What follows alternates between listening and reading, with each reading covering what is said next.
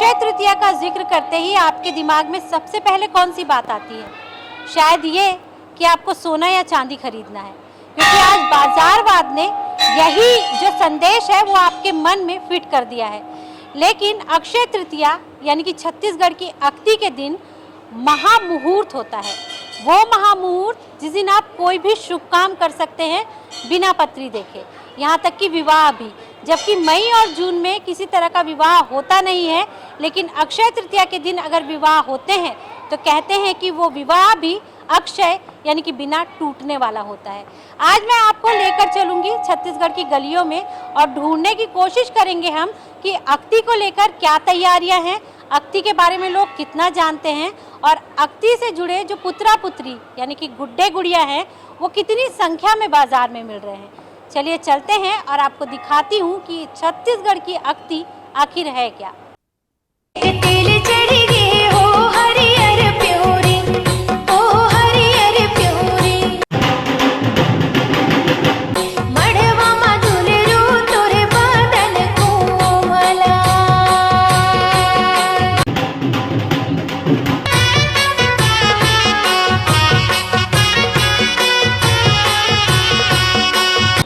मया दया के दोना माटी उपजावे सोना, आस अमर विश्वास अमर भूया संग आगास अमर, नदिया नरवा कुआं बावली बखरी और खलिहान, इन्हें बसे है हमर पयान।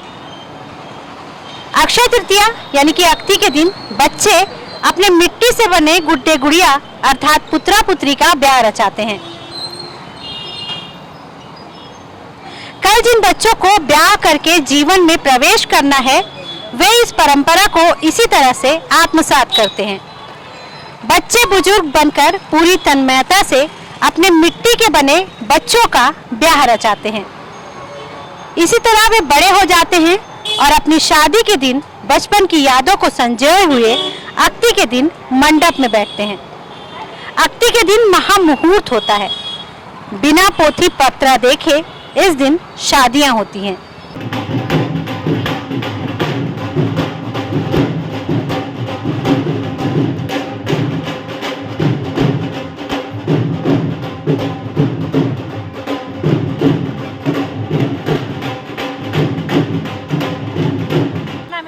सुशीला बाई धीवर। ये जैसे पुत्रा पुत्री बेचा था हाँ। तो कतका झन खरीद के ले जाते, कतका बिक जाते? 100 बिक गए थे। बिक जाते हाँ, हर साल बढ़त जाते हो ये वाला गुड्डी गुड्डा बढ़ाते। हाँ। लोग मन का बोल के आते खरीदे बर, का बोलते मतलब काबर चाहिए? अक्ति पुत्री बार पूजा करना है, बच्चा मन ला खेलना है, शादी करना है करके लेते।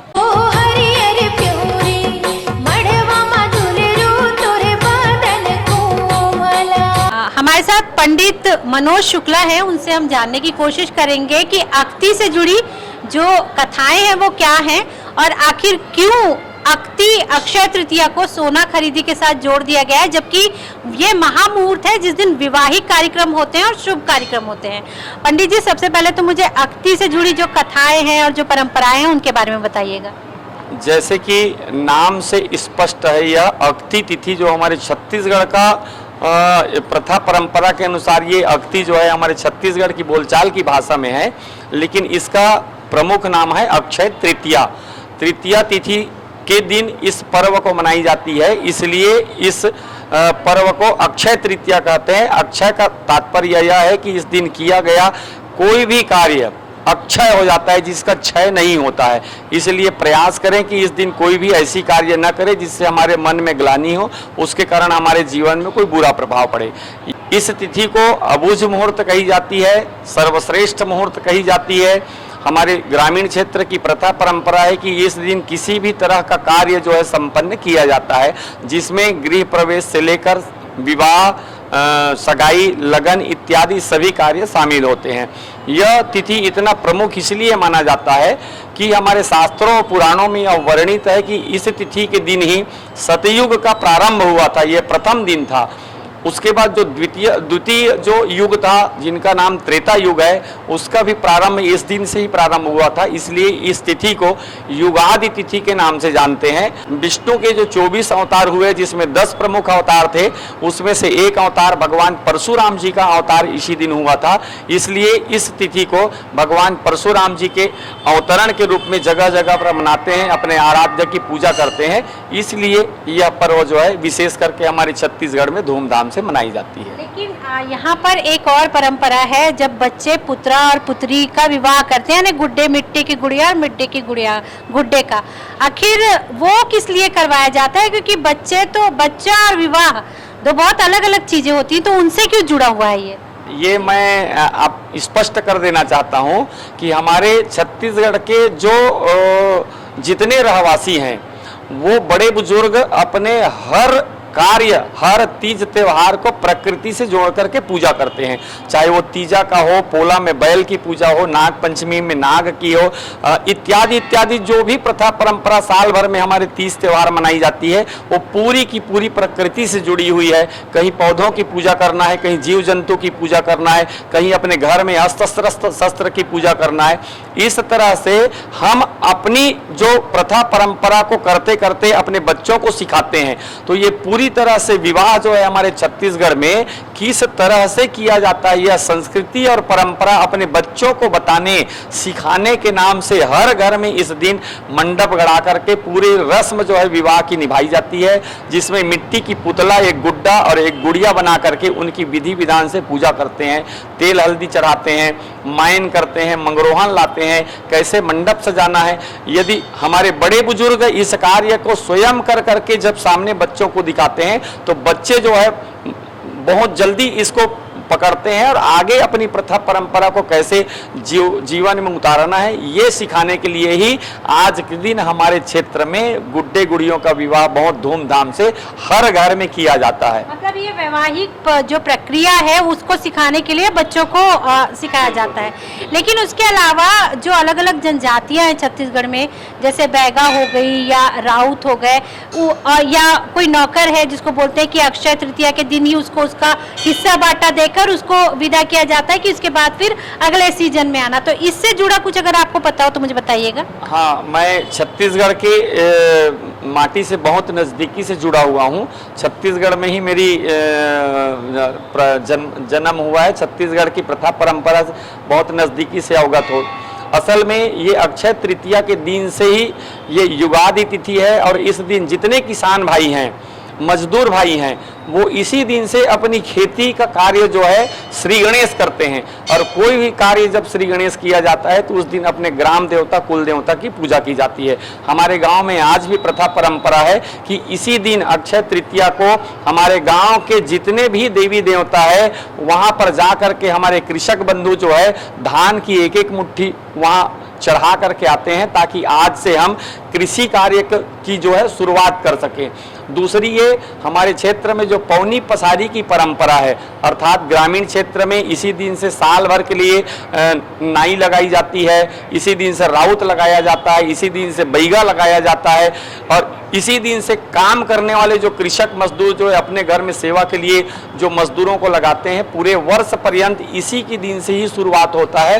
तो अक्षय तृतीया के दिन जिनको अपने घर में कार्य के लिए नियुक्त किया जाता है या ग्राम में बैगा, नाव, राउत इत्यादि जो नियुक्त किया जाता है, इस दिन पूरे ग्रामवासी जो है इकट्ठा होकर के उनका सम्मान करते हैं, उनका तिलक करते हैं, माला लगाते हैं और आज के दिन से यह पूरा कार्य की जिम्मेदारी वो संबंधित व्यक्ति के ऊपर चला जाता है। उनको ही पूरे गांव का नियंत्रण, क्षेत्र का नियंत्रण करना होता है कि किस तीज त्योहार में बैगा को पूरे गांव में हर देवी देवता में जाकर के धूप देना है, नारियल फोड़ना है, नाई को पूरे घर घर में जाकर के उनके घर से संबंधित कार्य जो है संपन्न करना है। ये अक्षय तृतीया के दिन से ही आरंभ होता है। कितना गहरा जुड़ा हुआ है अक्षय तृतीया छत्तीसगढ़ के लोक परंपराओं के साथ। लेकिन उसके बावजूद अब जो अगर शहरों की मैं बात करूं और गाँव की भी, तो ये जो पुत्रा पुत्री का विवाह है या बाकी सब धीरे धीरे खत्म हो रहा है।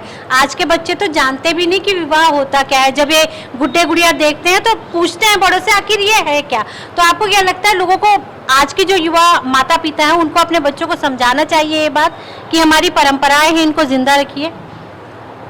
वास्तविक बात यह है कि हम अपने आप को पढ़ा लिखा बताने के लिए, योग्य बताने के लिए हम उस क्षेत्र का अंधा अनुकरण कर रहे हैं जिस क्षेत्र में हमारी संस्कृति और परंपरा को नष्ट कर दी गई है। सीधे सीधे की बात यह है कि आज हम बाजारीकरण के वातावरण में पहुंच गए हैं, किसी भी कार्य के व्यवसायीकरण में पहुंच गए हैं।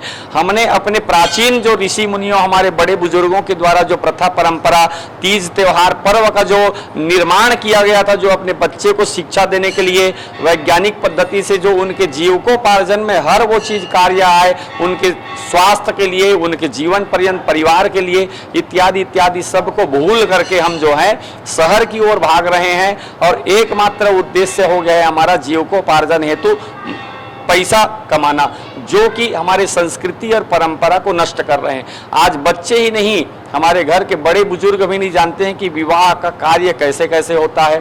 हम अपने घर के कुल देवता को नहीं जानते, कुल देवी को नहीं जानते, अपने पितर देवताओं की तो पूजा करना ही आज लोगों ने बंद कर दिया है, जिनका दूरगामी परिणाम अच्छा नहीं है और यह आगे जाकर के कुल परंपरा को नष्ट करने वाला है।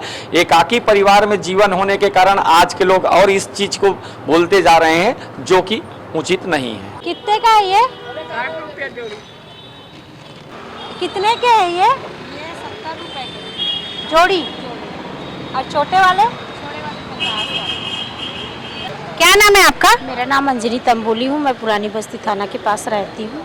अंजलि जी, ये जो आप गुड्डे गुड़िया बेच रहे हो, ये इसका महत्व क्या है? किस दिन के लिए आप बेच रहे हो, कुछ बताएंगे? ये 10 तारीख को अक्षय तृतीया मनाया जाता है। इसकी गुड्डे और गुड़िया की शादी की जाती है, इसका मुहूर्त नहीं देखा जाता और अक्सर देखा जाए तो युवा और युवतियों को भी शादी होती है उस दिन, पर्व माना जाता है।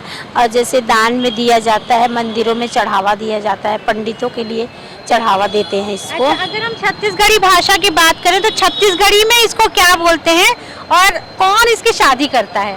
जैसे इसकी शादी बच्चे लोग करते हैं, अपनी गुड्डी गुड़िया को मना के शादी वादी करते हैं, उसके बाद अपना मतलब खेल कूद के तरीके से मनाते, पुरानी अपनी परंपरा है उसको चला रहे हैं बच्चे लोग। और बस इतना ही कहूँगी इसके विषय में। तो अक्षय तृतीया के बारे में तो आप सभी जानते होंगे। अक्षय तृतीया को बाजारवाद के चलते सोने चांदी की खरीदी से जोड़ दिया गया है, लेकिन दरअसल अक्षय तृतीया की तिथि वो महामुहूर्त होता है जिस दिन पोथी पत्र देखे बिना विवाह रचाए जाते हैं। और छत्तीसगढ़ की ये जो परंपरा है, इसे अक्ति कहा जाता है। अक्ति के दिन गुड्डे और गुड़िया यानी कि जो पुत्रा और पुत्री, ये जो आप देख रहे हैं इसे पुत्री कहते हैं, इसे पुत्रा कहते हैं, पुत्री और पुत्रा का विवाह बच्चे रचाते हैं। और इसका मकसद सिर्फ ये है कि वो वैवाहिक संस्कारों को समझ सकें, विवाह के बारे में जान सकें, उन्हें ये पता चल जाए कि विवाह में कौन कौन सी परंपराएं होती है, ताकि जब उनका विवाह हो तो वो इससे पूरी तरह से अवगत रहें, अनभिज्ञ न रहें। और इसीलिए ये परंपरा यहाँ लगातार जारी है। लेकिन जैसा कि आप देख रहे हैं कि बहुत क्रेज यहाँ पर ना तो बच्चों में रह गया है, ना ही अभी जो आज की युवा पीढ़ी के माता पिता हैं उनमें रह गया है। अभी अक्ति जो है वो धीरे धीरे समाप्ति की कगार पर है। इसलिए हम लोगों से यही कहना चाहेंगे कि अपनी जो जमीन से जुड़ी हुई परंपराएं हैं उसको जीवित रखिए, अपने बच्चों को समझाइए, ताकि ये जो परंपराएं हैं, जो संस्कृति है, ये लगातार धारा प्रवाह चलती रहे। कैमरा पर्सन सुधीर के साथ नीलम शुक्ला, देवांगन, दर्श मीडिया न्यूज। तेल चढ़ी